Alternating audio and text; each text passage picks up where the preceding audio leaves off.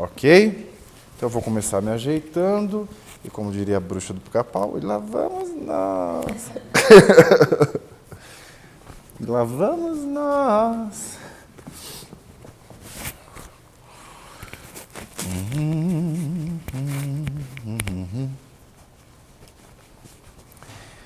Olá. A briga entre legislativo e judiciário no Brasil pegou fogo e nós adotamos um posicionamento legalista, constitucionalista, a favor das instituições, um raciocínio sofisticado, porque a democracia é um sistema sofisticado, mas muita gente não compreendeu bem. E nós gostaríamos de esclarecer alguns pontos importantes para o brasileiro médio. O bônus pater familias brasileiro. E, para tanto, nós convidamos expoentes intelectuais para que fizessem as suas perguntas e nós pudéssemos esclarecer por quê andou mal o ministro Marco Aurélio do STF ao exarar a decisão liminar de tirar Renan Calheiros, que nós queremos fora da presidência do Senado Federal. Pavinato, por que o Legislativo não recorreu ao invés de acatar a decisão do ministro Marco Aurélio? O senador Ronaldo Caiado, ele no seu pronunciamento ontem contra a posição da mesa, que não aceitou o afastamento do Renan Calheiros, ele disse que como cidadão, como médico que é, não como jurista, ele sempre entendeu que decisão judicial se acata e que o certo a se fazer quando não se concorda ou quando se reconhece alguma coisa de errado nessa decisão, o caminho é o recurso. Permitam-me discordar desse ponto de vista, que é um argumento válido na discussão. O artigo 5º da Constituição Federal, o famoso artigo 5º, o artigo dos direitos e garantias fundamentais. O artigo 5º da Constituição, em seu inciso 2º, ele diz o seguinte, vamos ler? Vamos ler. Gente, é só colocar no Google Constituição Federal e você vai achar. E é fácil se você sabe ler. O artigo 5º, no inciso 2º, ele diz o seguinte, ninguém será obrigado a fazer ou deixar de fazer alguma coisa, senão em virtude de lei. Senão em virtude de lei. Em virtude de lei. E não em virtude de sentença judicial. E mais, o artigo 5º da Lei de Arguição de Descumprimento de Preceito Fundamental, ele fala o seguinte, vamos ler? Vamos. O Supremo Tribunal Federal, por decisão da maioria absoluta, frisamos, da maioria absoluta dos seus membros, poderá deferir pedido de medida liminar na arguição de descumprimento de preceito fundamental, que é a ação que foi usada para se tirar o Renan Calheiros de onde ele está. Então, a lei é clara, por decisão da maioria absoluta e não por decisão monocrática, como fez o ministro Marco Aurélio. Não é? E outra coisa, o afastamento do presidente do Senado, que é réu, está sob júdice, é isso que o Supremo vai decidir. Né? Não há uma previsão constitucional clara quanto isso. Então, não agiu mal, não deveria só aguardar o recurso passivamente. Houve uma afronta à lei e houve um mandamento do Supremo para que se fizesse algo em desconformidade com a lei. E ninguém é obrigado a fazer ou deixar de fazer nada, senão em virtude de lei. Deixa de ser burro e lê, mano. E o parágrafo do primeiro artigo? O artigo 5º da lei, da DFP. Tá lá a justificativa, entendeu? Só lê. A exceção ao caput do artigo 5º, não é? pelo qual só a maioria absoluta dos membros do STF poderiam decidir. O que a exceção diz? Vamos ler? Sim, vamos ler. Parágrafo 1º diz o seguinte: em caso de extrema urgência ou perigo de lesão grave, ou ainda em período de recesso, poderá o relator conceder a liminar. Período de recesso? Não. Nós não estamos em período de recesso. Perigo de lesão grave? Não. Não há nenhum perigo de lesão grave. Extrema urgência. Qual é a extrema urgência? Ah, mas no caso do Cunha foi assim. A gente tem que lembrar que o Cunha era o próprio Dom Corleone dentro da Câmara. Ele estava coagindo as pessoas, ele estava manifestamente prejudicando toda a atividade da Câmara Legislativa. Agora, mesmo que existisse a tal extrema urgência, no caso do Renan Calheiros, é princípio do direito processual, é requisito do devido processo legal que toda decisão judicial seja fundamentada.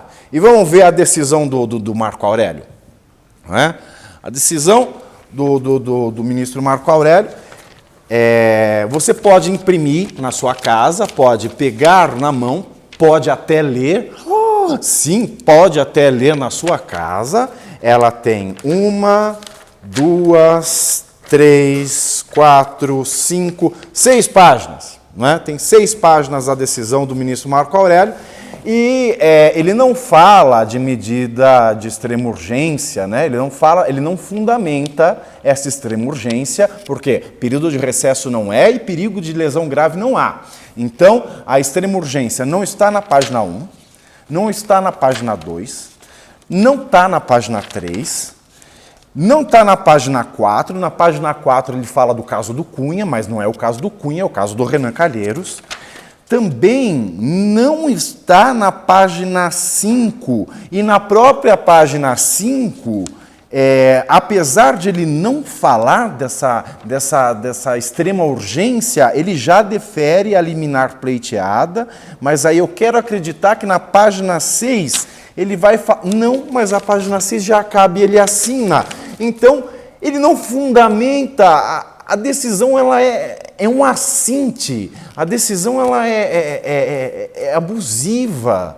Pavinato, mas você não está muito legalista, igual Reinaldo Azevedo?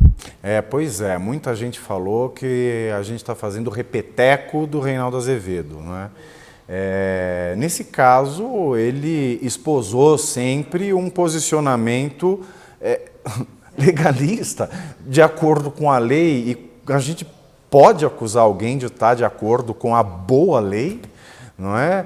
Mas não são em todos os pontos que a gente concorda. Por exemplo, essa decisão do Marco Aurélio, ela só fez fomentar a assanha daqueles que querem uma lei de abuso de autoridade para juízes e promotores. Né? O Senado tem uma, que inclusive o Reinaldo Azevedo fala, não é uma legislação ruim, e ele ainda comenta, né, que o Sérgio Moro, quando foi apresentar sua exposição, foi fazer a sua exposição no Senado, ele disse que essa legislação criaria um crime de hermenêutica. E o Reinaldo Azevedo desafiou o Sérgio Moro a apontar na lei onde está o crime de hermenêutica. De fato, na legislação não existe o crime de hermenêutica, mas ela tem 3 pontos que são muito delicados. Por exemplo, ela fala que só não vai constituir o crime de abuso de autoridade, não é, quando a decisão for amparada em interpretação, precedente ou jurisprudência divergentes. Não é? A preocupação é saber se o quesito interpretação é um quesito do que aquilo que já existia na doutrina antes. né? Se a lei ela quer fazer um corte, quer fazer uma barragem, né? Ou a gente decide com o arcabouço interpretativo que já existia, com os precedentes que já existem, ou mesmo com as jurisprudências divergentes que já existem, e me impede de ter novas interpretações, impede a atividade jurisdicional de evoluir com a matéria. Isso é preocupante, isso tem que ser revisto, porque se a gente não souber, não é, ao certo o que é essa interpretação, se esse parágrafo único já do artigo 1º é um corte, é uma barragem temporal, isso acaba criando por vias indiretas. Pois é, acaba se criando um crime por vias indiretas, um crime de hermenêutica, é um absurdo, mas no Brasil a gente tem que ter mais cuidado com o que não está escrito do que com aquilo que está escrito. E ela também é problemática. Outro ponto, é importante ler, é muito importante ler. O artigo 13, não é um número fabuloso, 13, o artigo 13 que diz, né, que é crime constranger o preso ou detento, reduzindo a sua capacidade de resistência a produzir prova contra si mesmo ou contra terceiros. Se a lei, né, não for claro o suficiente para explicar o que é redução de sua capacidade de resistência, né, se só o fato de ele estar lá em Curitiba ou numa sala detido, isso já é reduzir a sua capacidade de resistência, né? Se esse artigo passar do jeito que está, pode jogar por terra as delações premiadas, né, que a gente tem como grandes peças da Operação Lava Jato, são peças fundamentais, né? Então, esse artigo 13 também tem que ser revisto, porque pode acabar com a delação premiada no Brasil. E mais um ponto, não é uma lei muito complicada, né? Quando ela diz que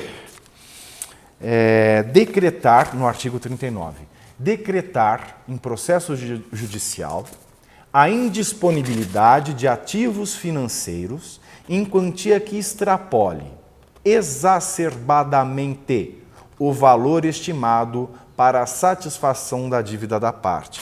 Isso é complicado. Por exemplo, no meu entender, humilde, o decreto de indisponibilidade de bens, né, ele não poderia exceder o suficiente para a subsistência da parte e não para a satisfação das suas dívidas. Por exemplo, o Zé Dirceu, né, faz lá o leasing de um jatinho último modelo, não é? A satisfação da dívida dele, ninguém precisa fazer grande esforço mental para saber qual é. Então, quer dizer, eu não posso indispor os bens que exacerbem as dívidas, mas eu tenho um leasing de avião, então eu ainda vou ter muito dinheiro, porque é uma dívida. Então, a questão aqui é de subsistência e não de satisfação da dívida da parte envolvida. Tirando esses 3 pontos, né, de uma lei de 47 artigos, ela não é muito problemática de fato. A mais problemática é a questão do abuso de autoridade nas 10 medidas anticorrupção. Mais complicado são os crimes de abuso de autoridade nas 10 medidas do pacote anticorrupção, né? Igual à época da ditadura militar, que se valia de preceitos vagos, como o preceito de ordem pública para justificar todas as barbaridades, essa lei, com preceitos vagos, consegue colocar uma arma na cabeça de juízes promotores. Como quando diz que constitui crime de abuso de autoridade atuar com motivação político-partidária. Não é? É muito difícil você definir qual é a motivação. Ou proceder de modo incompatível com a honra, dignidade e decoro de suas funções, né? Que é coisa mais antiquada do que essa.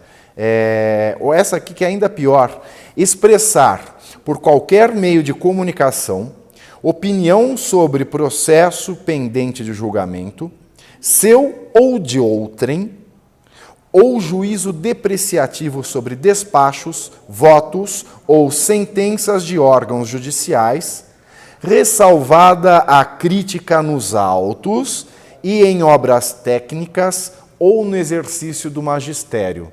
né? Isso é muito complicado. Esse é o grande cala-boca, né? E o pior ainda, no exercício do magistério, quando eu sou um juiz, vou dar uma palestra, e essa palestra é considerada exercício do magistério, se eu não sou professor, se eu não exerço nenhuma cátedra em nenhuma universidade, nem na escolinha do professor Raimundo, né? Ou eu estou dando uma palestra ou mesmo uma aula, tem um jornalista gravando e faz uma matéria em cima daquilo. Então, isso é um perigo.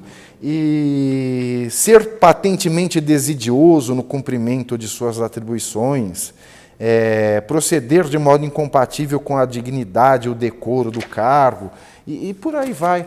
É uma lei com conceitos muito vagos, e essa sim é uma lei com grande potencial destrutivo à Operação Lava Jato.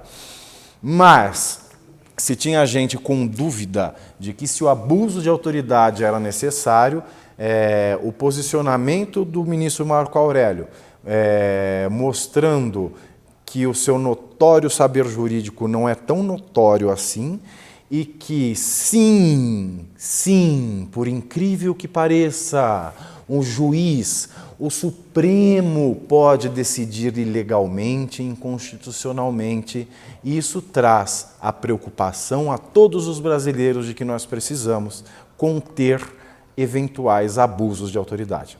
Mas o ministro Marco Aurélio não deveria ser punido?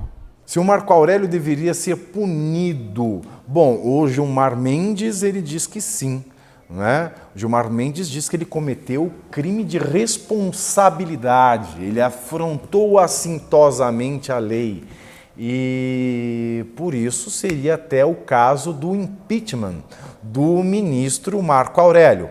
Mas tem ministro que defenda a decisão do Marco Aurélio e ataque o Senado como tendo praticado um ato de desobediência, não é, passível de prisão. Né? Quem o defende é o ministro Barroso, não é? O ministro que sabe quando começa a vida intrauterina e que determina em que mês pode haver aborto ou não. Né? Então a gente tem quem defenda o Marco Aurélio e a gente tem quem condene o Marco Aurélio dentro do próprio Supremo Tribunal Federal. Na nossa opinião, sim, ele foi autoritário, mas não existe ainda o crime de abuso de autoridade para juízes. Né? Então, eu prefiro pensar que sim, ele cometeu um crime de responsabilidade. Mas se o legislativo desobedece o judiciário, qualquer um pode não obedecer ao invés de recorrer, não? Essa é uma questão muito interessante. O legislativo é um poder da República. A República ela tem 3 poderes: executivo, legislativo e judiciário. São poderes independentes e, teoricamente, são poderes que não se sobrepõem um ao outro. Então, a relação entre um poder e o indivíduo, entre o judiciário e eu, né, o indivíduo, é diferente da relação entre um poder e um poder.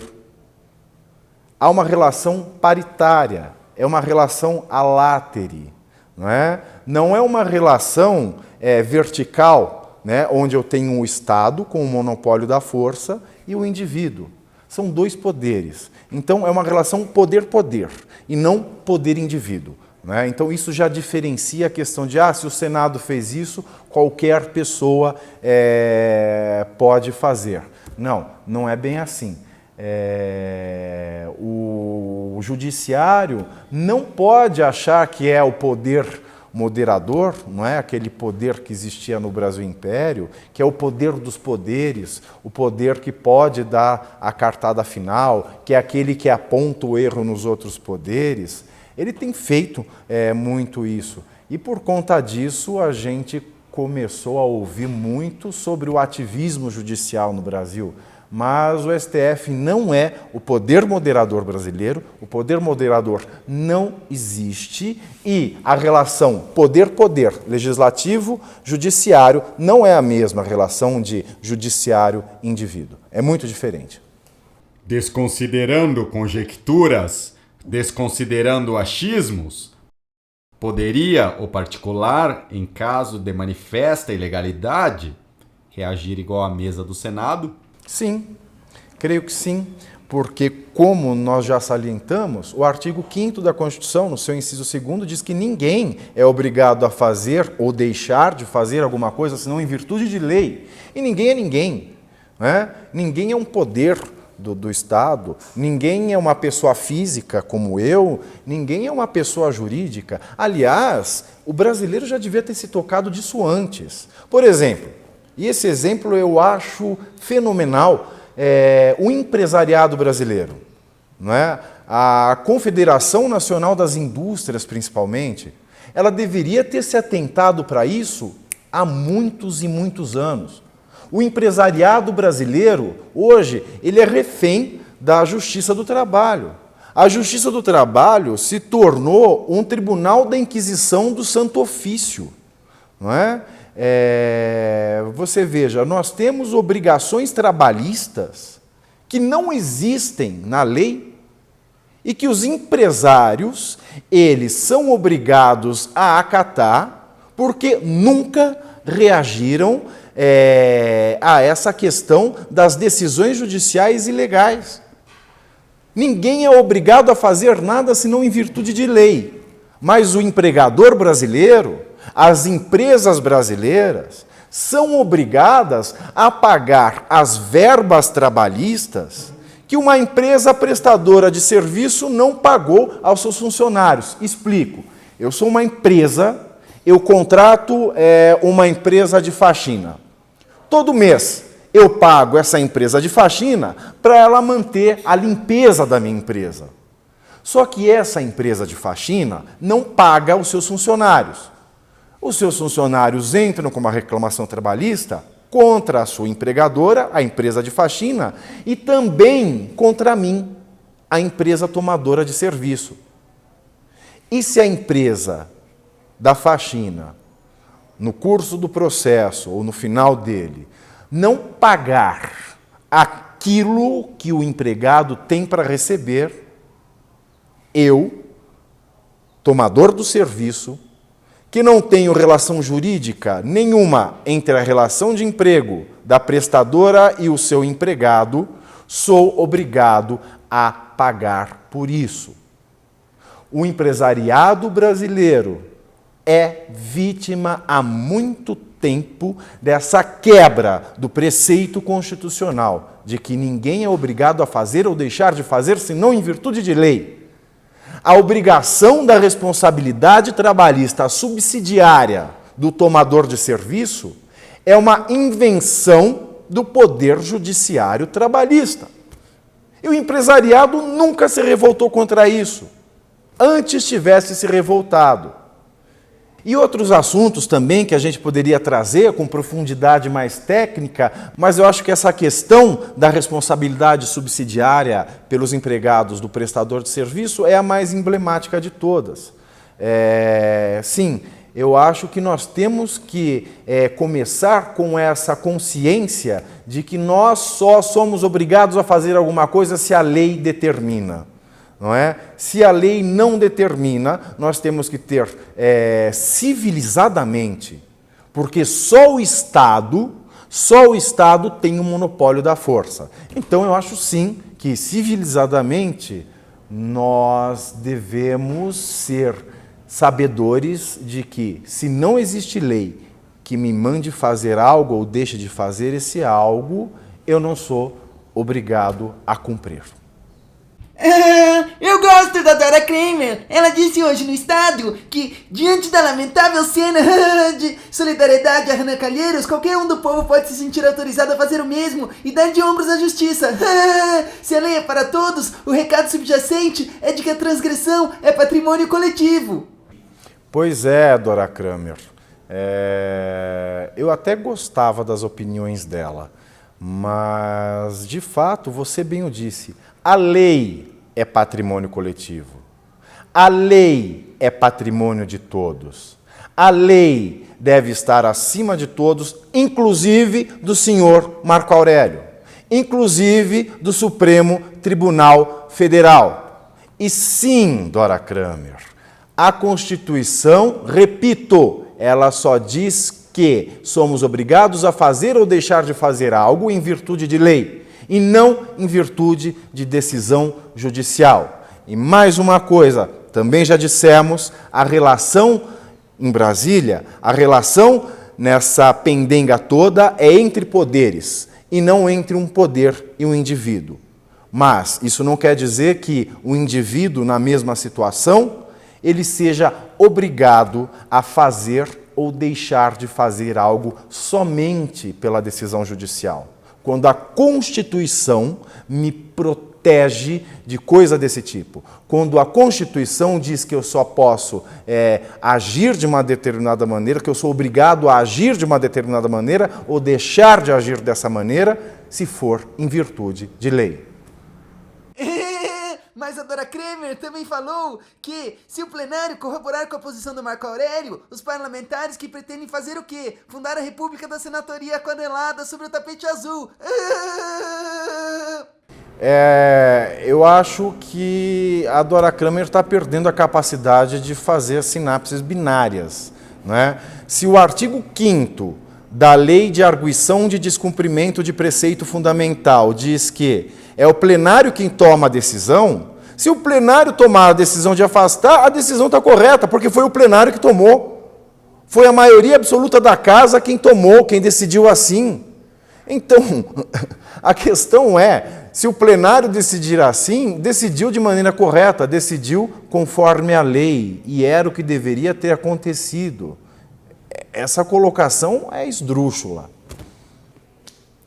Às vezes eu fico meio ressabiado, sabe, de ter começado a falar de política, porque as pessoas são muito agressivas, né? Ninguém aceita muito esse lance de contraditório. Queria mesmo ter sido igual o Costinha, chegar e fazer todo mundo rir, e fazer...